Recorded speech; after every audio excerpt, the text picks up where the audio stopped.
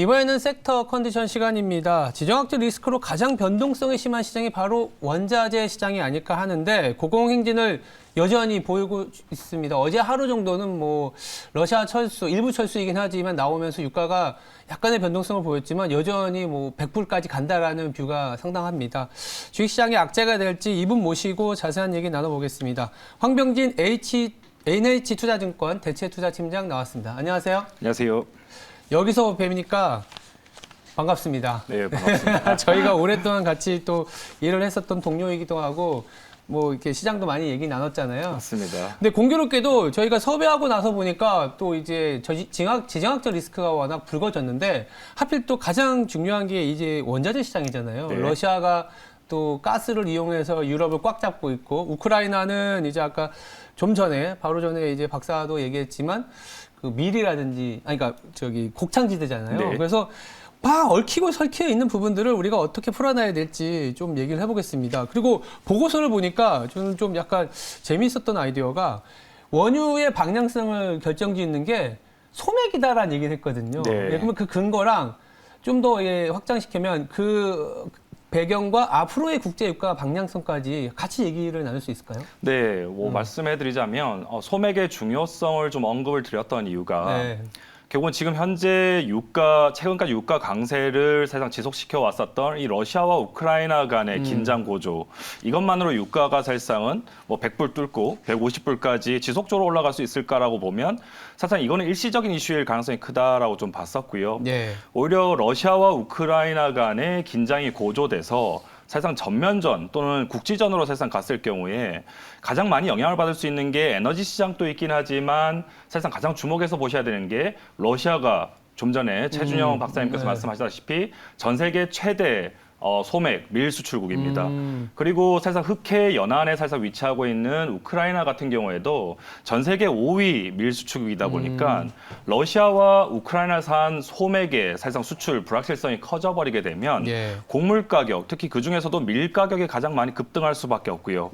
그럼 이런 밀 가격의 급등 피해는 어디가 가장 많이 입을 거냐라고 보면 실제로 농사를 짓지는 못하지만 주식이 빵을 먹는 민족들, 중동이 가장 많은 피해를 볼 수밖에 없습니다. 그래서 좀 전에도 말씀드렸다시피 아랍의 봄 또는 제스민 네. 혁명으로 사실상 이어진다라고 보면 네. 2010년 말에 제스민 혁명이 발생했던 가장 발단이 됐던 게 사실상 튀니지에서 노점상 청년이 자살하면서 맞아요. 사실상 이게 반정부 시위로 아랍 전역으로 사실상 확산이 됐는데 네. 이 발단이 됐던 게 가장 식품 물가의 급등이 가장 그때 에그플레이션 심했었다. 얘기가 심했었어요. 맞습니다. 네. 그때도 사실상은 이 소맥, 밀 가격이 부실당 950센트, 9달러 50전까지 사실상 급등을 하면서 밀 가격 급등 또는 식품 가격의 급등이라고 하는 부분이 중동에서는 상당한 국민들의 불만을 확산시킬 수밖에 없었고 예. 이런 부분들이 사실상은 중동 유일하게 지금 증산 여력을 가지고 있는 중동에서 반정부 시위가 확산이 되고 또 이런 부분들이 공급이 여전히 나오지 못하는 환경들을 만들어버리게 된다면 저희는 기본적으로 1분기까지 유가가 오버슈팅하고 나서 2분기에는 서서히 좀 안정될 거다라고 보는 시나리오를 가지고 있는데 오히려 소맥 가격이 급등해버리고 중동의 불확실성으로 사실상 커져버리는 경우에는 유가가 생각보다 더 고유가가 장기화될 수 있는 시나리오가 될 거다라고 봅니다.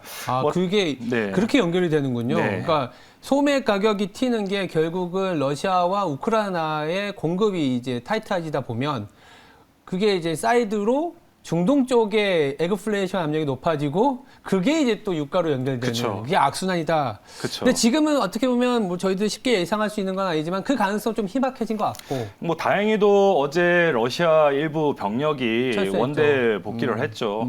사실상 그 이면에는 뭔가 뭐 박사님께서 말씀하셨듯이 러시아가 당장은 전쟁할 사실상은 뭐 의지가 없다라고 하는 부분도 없지 않아 있긴 하겠지만 그렇죠. 제가 볼 때는 미국이랑 러시아가 상당 부분은 본인 자국의 국익을 좀 약간 얻을 수 있는 부분에서 좀 이면에서 좀 합의가 있었다라고 좀 보고 있고요. 아, 그래요? 결국은 유럽 입장에서는 러시아산 가스 이슈 때문에 결국은 지금 현재 러시아의 텐션이 장기화되게 될 경우에는 유럽은 러시아산 가스의 의존도를 점진적으로 낮춰갈 수밖에 없는데 그렇죠. 우연찮게도 지난해 12월 달을 기점으로 해서 저희가 LNG라고 하는 액화 천연가스 시장을 보면 예. 기존의 카타르와 호주가 최대 생산국이자 최대 수출국이었습니다.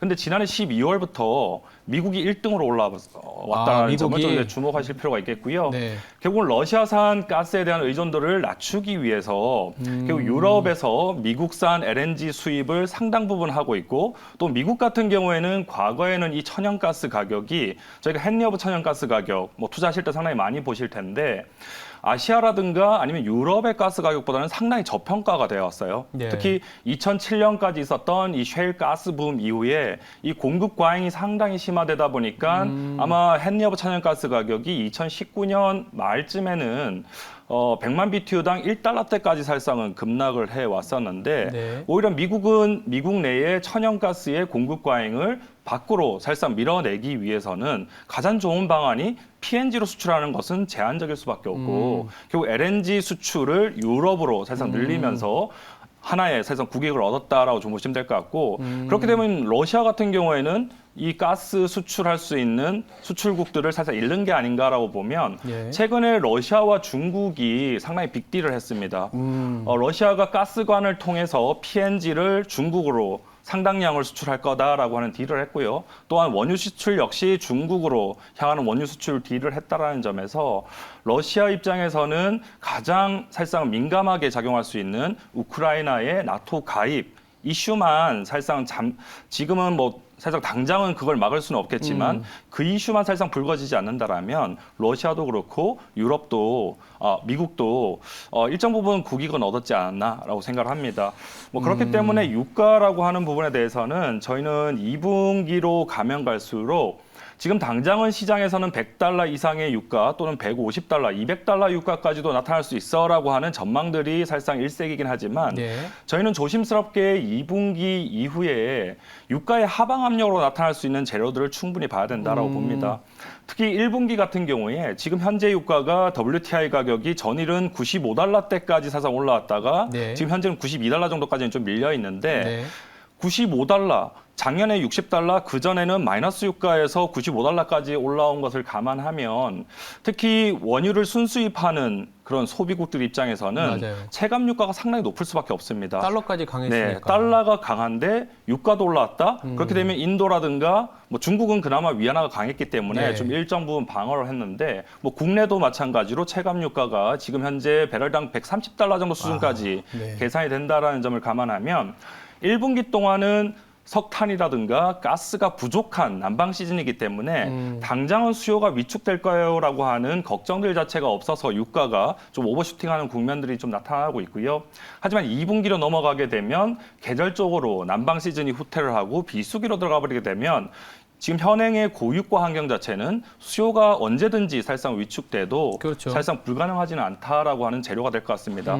두 번째는 오펙 플러스 산유국들은 지난해 7월 오펙 플러스 회의 이후로 8월 달부터 매월마다 하루 평균 40만 배럴씩 증산을 해 나가고 있습니다. 뭐 일부 산유국들이 그 증산 목표를 못 맞추고 있는 게 지금 현재 유가의 강세 요인이긴 하지만 네.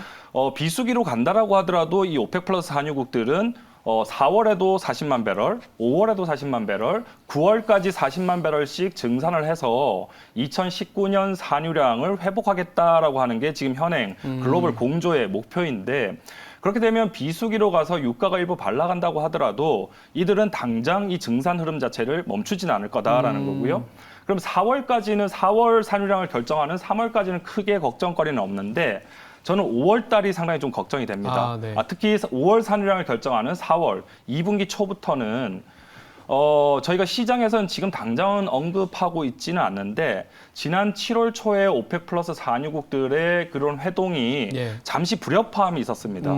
그때 어떤 불협화음이냐라고 하면 유가가 마이너스로 갔던 당시에도 이 캐파를 사실상 증설을 해서 생산 여력을 상당히 많이 늘려놨던 아랍에미레이트가 감산합의 연장하는 거에 대해서 반기를 들면서 이 감산합의라고 하는 이 공조 자체가 상당히 좀 힘든 시기를 겪었었는데 네. 7월 중순에 아랍에미레이트한테 어드밴티지를 줬습니다.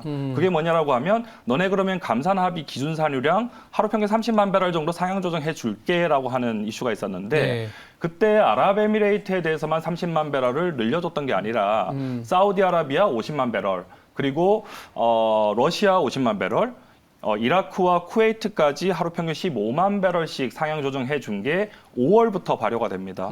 그렇게 되면 5월 산유량 증산 규모가 50만 배럴 증산이 나온다고 하더라도 이 5개 국가들이 실제적으로 생산을 더 늘릴 수 있는 규모는 160만 배럴이 더해지다 보니까 5월에는 200만 BD가 더 생산될 수 있는 여력이 있다라는 거죠. 네. 뭐 그렇게 보면 러시아와 우크라이나 간의 텐션이 심화가 돼서 공급 측에서 불확실성이 생기지 않는 이상은 2분기로 가면 갈수록 공급이 더 가파르게 늘어날 수 있는 가능성이 있다라고 보고 있기 때문에 뭐 이런 부분에서는 저희는 1분기까지는 오버슈팅이 가능하다라고 보는 뷰를 그대로 유지하지만 네. 저희가 당사 고객분들이라든가 아니면 영업 직원분들께 최근에 계속 투자 전략을 좀 제시해 드리는 부분이 1분기 여전히 한 달 이상 남았기 때문에 95달러 정도 수준까지 유가가 올라가게 되면 여전히 비중 확대의 의견은 유효하긴 하지만 일부 부분 차익 실현을 통해서 2분기에 나타날 수 있는 변동성 리스크 자체는 좀 관리를 하자라고 좀 말씀을 드리고 있는 상황입니다. 알겠습니다. 결국 지금은 공급단의 이슈가 가장 어떻게 보면 유가의 키 드라이버지만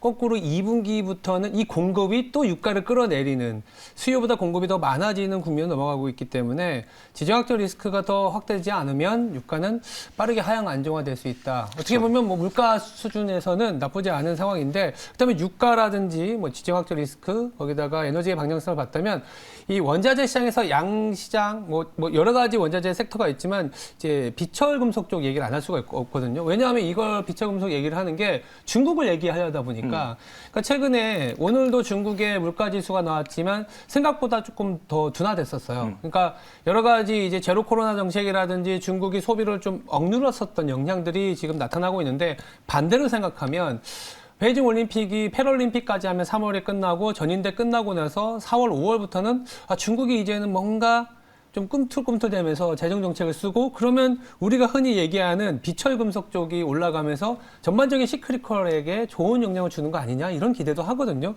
이건 좀 어떻게 생각하세요? 사실상 중국이 좋아지는 것은 플러스 알파일 것 같고요. 알파. 네. 뭐 저희 NH투자증권 같은 경우에는 지난해부터 네. 지난해도 그렇고 올해도 그렇고 가장 안정적으로 저희가 이제 수익률, 상승률을 사실상은 이제 창출할 수 있는 원자재 섹터가 산업금속이다라고 좀 말씀드리고 네. 있습니다.